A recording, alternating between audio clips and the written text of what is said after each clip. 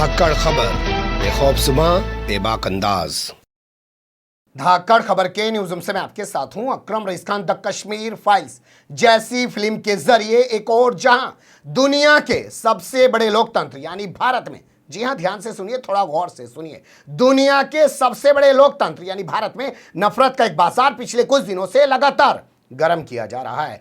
समाज को, देश को, लोगों को धर्म और जाति के नाम पर बांटने की नापाक कोशिश की जा रही है। वहीं दुनिया के सबसे पुराने लोकतंत्र में, जी हां दुनिया के सबसे पुराने लोकतंत्र में यानी अमेरिका में रोहिंग्याज मुसलमानों के कत्लेआम को लेकर नरसंहार घोषित करने की, जेनोसाइड घोषित करने की प्रक्रिया शुरू कर दी गई है। दुनिया के सबसे पुराने लोकतंत्र और दुनिया के सबसे बड़े लोकतंत्र से जुड़े हुए ये दोनों घटनाक्रम हमारे सामने आए हैं, उन्हीं से आपको रूबरू कराने जा रहा हूं।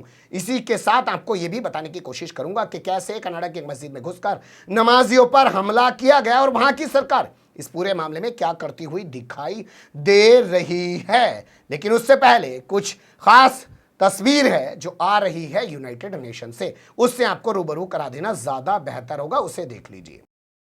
यूनाइटेड नेशन वाली खबर आपके सामने रखूं उससे पहले आपको यह बता देना ज्यादा बेहतर होगा कि द कश्मीर फाइल्स फिल्म को लेकर किस तरीके से नफरत का बाजार सजाया जा रहा है और समाज को, देश को, लोगों को धर्म और जाति के नाम पर बांटा जा रहा है। इसे विस्तार से बताने की यहां जरूरत नहीं है क्योंकि पूरा भोंपू मीडिया, उसके दलाल, चाटुकार, दंगाई, बल्कि अब तो ईमानदार बन चुके पत्रकार रात दिन इसी काम में लगे हुए हैं। लेकिन यहां यह तस्वीर मैं आपके सामने जरूर रखना चाहता हूं। यह तस्वीर संयुक्त राष्ट्र से सामने आई है। 15 मार्च को अब हर साल इस्लामोफोबिया डे मनाया जाएगा। जी हां, यह खबर पुरानी हो चुकी है, हो सकता है आपकी नजर में आ चुकी होगी, लेकिन इस बुलेटिन में इस खबर को आपके सामने रखना और इस संदर्भ में सामने रखना बेहद जरूरी हो जाता है। पाकिस्तान समेत कई सारे मुस्लिम कंट्रीज ने यह प्रस्ताव यूनाइटेड नेशन के सामने रखा था। कहा था कि जिस तरीके से इस्लाम के खिलाफ फोबिया बढ़ता जा रहा है, ऐसे में एक दिन निर्धारित किया जाए जिस दिन इस्लामोफोबिया कैसे कैसे बढ़ रहा है उस पर बात की जानी चाहिए।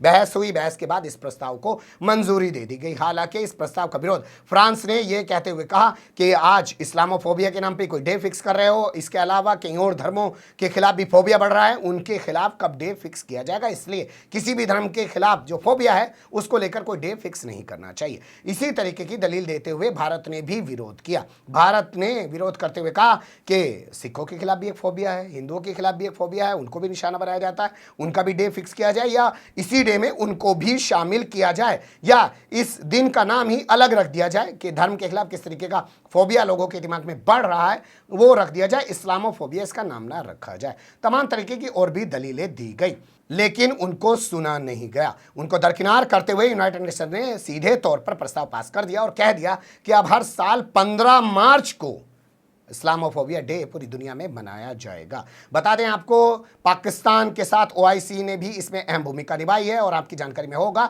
कि पाकिस्तान में ओआईसी का इजलास शुरू हो चुका है, वहां पे उनका प्रोग्राम चल रहा है और उस दौर में वो प्रोग्राम हो रहा है जब प्रधानमंत्री इमरान खान की कुर्सी पर तलवार लटकी हुई है या उनकी कुर्सी के पांव टूटने के कगार पर पहुंच चुके हैं क्योंकि विपक्ष ने उनके खिलाफ वहां की संसद में अविश्वास प्रस्ताव पेश कर दिया है। माना जा रहा है कि उन्हीं की पार्टी के सांसदों ने भी उनके खिलाफ बगावत कर दिया, इसलिए वो अपनी कुर्सी नहीं बचा पाएंगे और उनका नाम भी पाकिस्तान के उन 19 प्रधानमंत्रियों में शामिल हो जाएगा जो कई बार प्रधानमंत्री तो रहे, हालांकि ये पहली बार बने, लेकिन अपना कार्यकाल कभी भी पूरा नहीं कर पाए। ये दुर्भाग्य रहा है पाकिस्तान के प्रधानमंत्रियों का। खैर, हमारा मुद्दा इमरान खान नहीं है, हमारा मुद्दा इस्लामोफोबिया डे जो घोषित किया गया है वो था, उसे आपके सामने रखना था। अब बात कर लेते हैं अमेरिका को लेकर। जी हां, अमेरिका को लेकर बात कर लेते हैं। अमेरिका के विदेश मंत्री हैं Antony Blinken. Antony Blinken Holocaust में पहुंचे हुए थे। होलोकॉस्ट मेमोरियल म्यूजियम बना हुआ है, वहां पे पहुंचे हुए थे। वहां पे एक प्रोग्राम को संबोधित करते हुए उन्होंने कहा कि जिस तरीके से म्यांमार में, बर्मा में रोहिंग्याज मुसलमानों का कत्लेआम फौज के जरिए, सेना के जरिए किया गया है, उसको कत्लेआम कहना बेहद जरूरी है, उसको नरसंहार कहना बेहद जरूरी है, उसको जेनोसाइड मानना बेहद जरूरी है।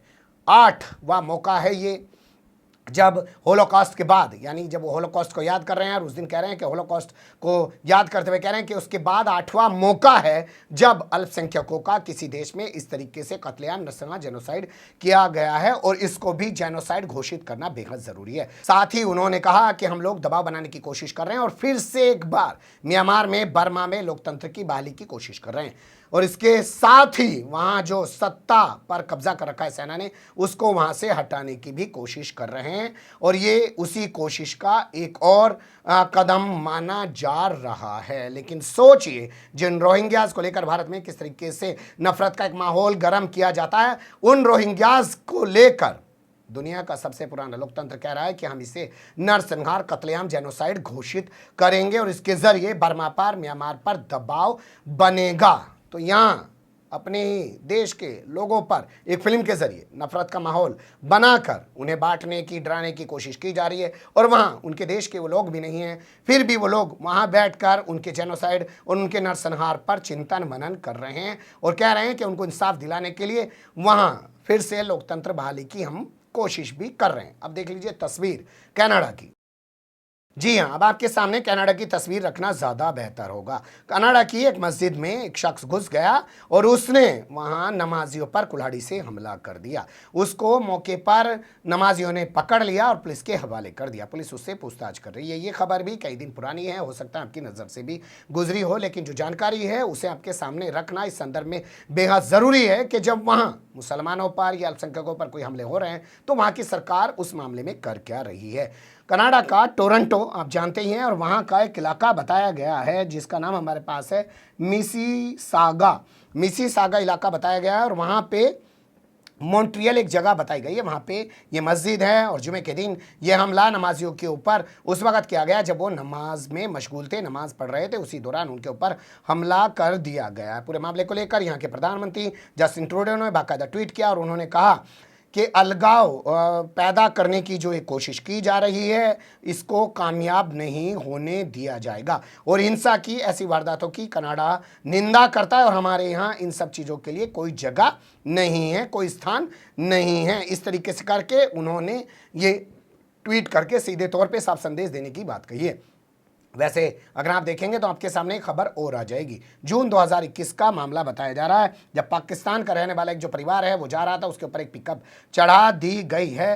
अंतौरिया एक इलाका पड़ता है, वहाँ पे पाकिस्तानी मूल के एक परिवार पर पिकअप चढ़ा दी गई थी, उसमें 4 लोगों की मौत हो गई थी। उस वक्त भी वहां के प्रधानमंत्री ने पूरे मामले की कड़े शब्दों में निंदा की है। लेकिन आप जानते हैं कि यहाँ भारत में, त्रिपुरा में चाहे कुछ हो रहा हो या अभी फिल्म के जरिए जो नफरत का एक माहौल बनाया जा रहा है या पिछले 8 साल से नफरत का एक माहौल बनाकर देश को, समाज को, लोगों को जो बांटने की कोशिश की जा रही है धर्म के, जाति के आधार पर, उसके बारे में यहाँ सत्ता में बैठे लोग खुलकर नहीं बोलते हैं, बल्कि उनकी खामोशी के मायने कुछ ऐसे निकाले जाते हैं कि वो भी सहमति दे रहे हैं। ऐसा पूरी दुनिया के अंदर एक नैरेटिव, पूरे समाज के अंदर एक नैरेटिव लगातार बनता जा रहा है। लेकिन लगता है जो सत्ता में बैठे हैं उन्हें ना अपनी कोई छवि की चिंता है देश के अंदर, ना छवि की चिंता है विदेशों के अंदर। इसलिए वो सिर्फ सत्ता हासिल करने के लिए हमेशा ही कहते जा रहे हैं कि अखलाक मरा तो हम जीते, पहलू खान मरा तो हम जीते। ये हाल है दुनिया के सबसे बड़े लोकतंत्र का और वो हाल है दुनिया के सबसे पुराने लोकतंत्र का। दोनों तस्वीरें उभर रही थी, मुझे लगा कि आपको रूबरू करा दूं। अच्छी बुरी जो भी लगी हो कमेंट्स के रूप में आप लोग अपनी राय दे सकते हैं। खबर को लाइक कर सकते हैं, चैनल को सब्सक्राइब कर सकते हैं और ज़्यादा से ज़्यादा हमारी खबरों को शेयर कर सकते हैं। फिर ऐसे ही किसी सुलगते हुए या उलझते मुद्दे लेकर मैं आपके सामने होऊंगा हाजिर। फिलहाल अभी मुझे दें इजाज़त।